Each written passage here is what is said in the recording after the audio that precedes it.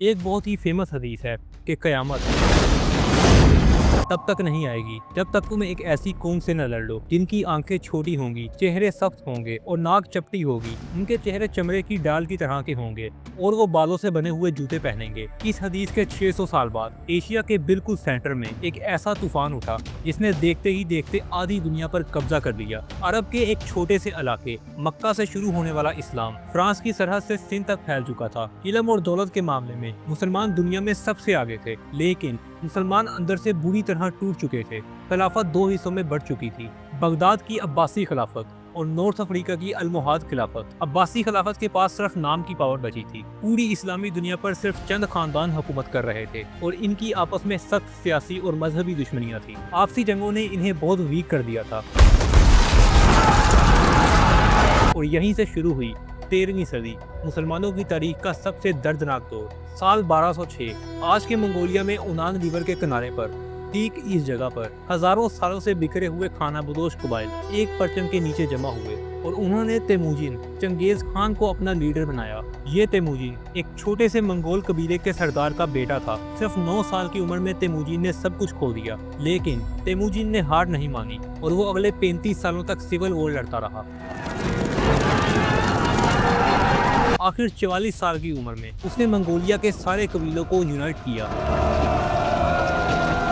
और एक नई एम्पायर बनाई, और ये एम्पायर थी दी मंगोल एम्पायर।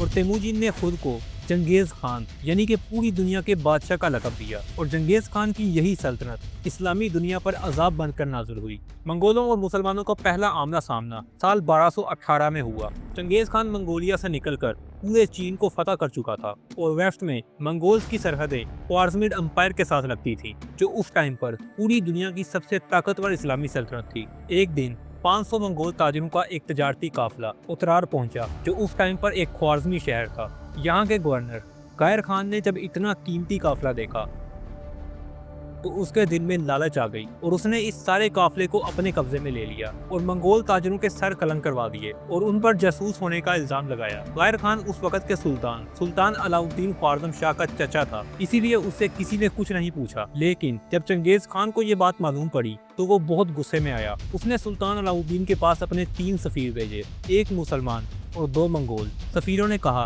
कि चंगेज खान आपकी तरफ दोस्ती का हाथ बढ़ा रहे हैं, बस कायर खान को उनके हवाले कर दिया जाए ताकि वो अपना बदला ले सके।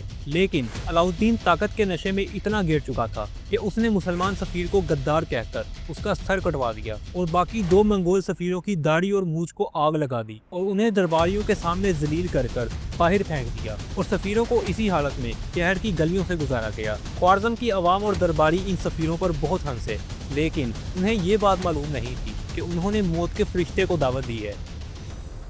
जब चंगेज खान को ये सब कुछ मालूम पड़ा तो वो गुस्से से लाल पीला हो गया और उसने कसम खाई कि वो खून के एक एक कतरे का बदला लेगा। अगले ही साल 1219 में चंगेज खान ने पूरी स्ट्रेटजी के साथ ख्वारिज़मी एम्पायर का दायरा तंग करना शुरू कर दिया। उसने अपनी 2 लाख की खूंखार फौज को 4 हिस्सों में डिवाइड किया। पहला दस्ता नॉर्थ की तरफ भेजा और दूसरा दस्ता सीधा उतरार के दरवाजे पर पहुंचा और शहर का मुहासरा कर लिया। उतरार के लोग अगले 5 महीनों तक लड़ते रहे। आखिर खुराक की किल्लत की वजह से शहर गिर गया और मंगोल शहर में दाखिल हो गए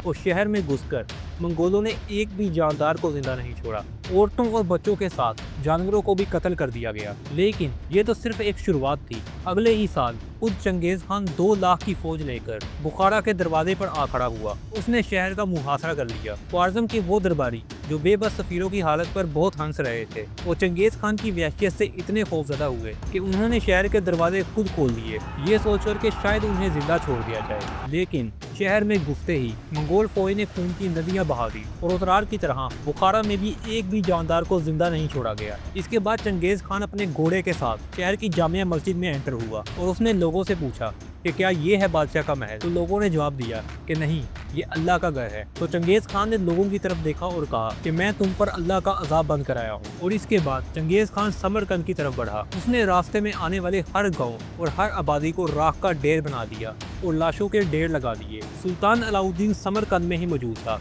लेकिन जब उसे खबर हुई कि चंगेज खान यहाँ भी आ गया है तो वो इतना खौफजदा हुआ कि बजाय लड़ने के वो मैदान छोड़कर फरार हो गया। शहर की आवाम ने रहम की उम्मीद की और दरवाजे खोल दिए, लेकिन मंगोलों ने यहाँ पर भी किसी को नहीं बख्शा। 30,000 टैलेंटेड लोगों को गुलाम बनाकर मंगोलिया भेज दिया गया और बाकी के पूरे शहर को आग लगा दी गई। कहा जाता है कि मंगोलों ने सिर्फ एक दिन में ख्वारिज़म के 30,000 सिपाहियों को कत्ल करके इनके सरों के ढेर लगा दिए। और इसके बाद बारी आई दारुल हुकूमत ओरगांच की। मंगोलों को लगा था कि यहाँ के लोग भी खौफ के मारे हथियार डाल देंगे, लेकिन यहाँ की आवाम और फौज ने मंगोलों से लोहा लेने का फैसला किया।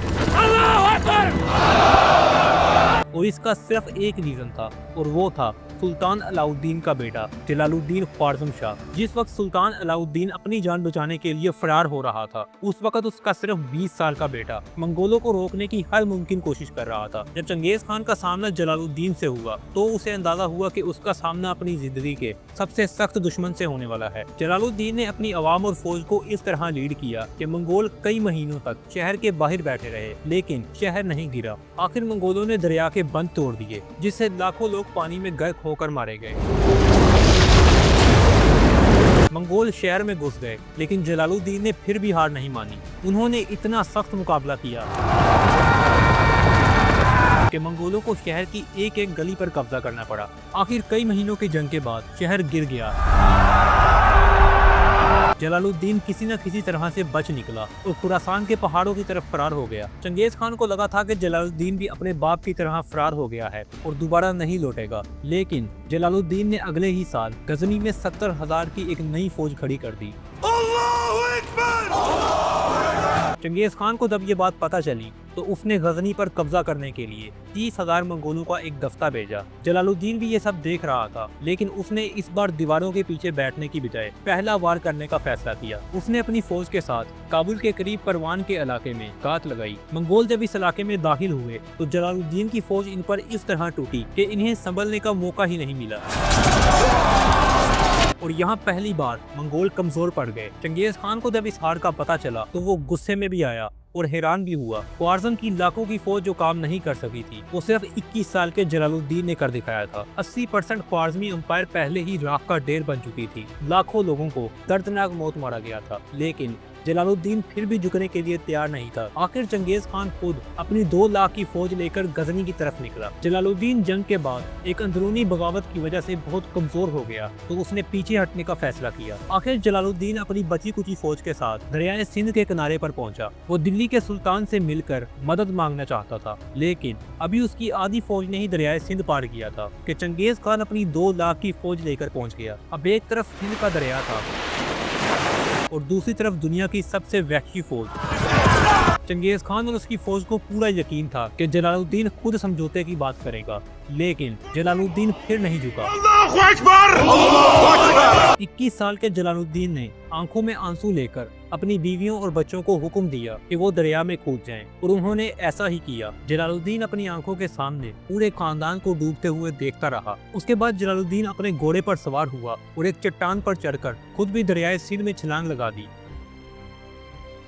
चंगेज खान दूर से खड़ा ये मंजर देख रहा था और ये देखकर उसने अपने तीरंदाजों को तीरंदाजी करने से रोक दिया और हैरत अंगेज तौर पर जलालुद्दीन अपने घोड़े समेत 1 किलोमीटर से भी लंबा दरिया पार कर गया। चंगेज खान और उसके बेटे दूर से खड़े ये मंजर देख रहे थे और सब के सब हैरान रह गए। दरिया के दूसरे किनारे पर पहुंचकर जलालुद्दीन अपने घोड़े से उतरा और अपनी तलवार निकालकर चंगेज खान की तरफ इशारा किया और चंगेज खान के मुंह से सिर्फ एक ही बात निकली कि एक बाप का बेटा ऐसा होना चाहिए। Hope you like.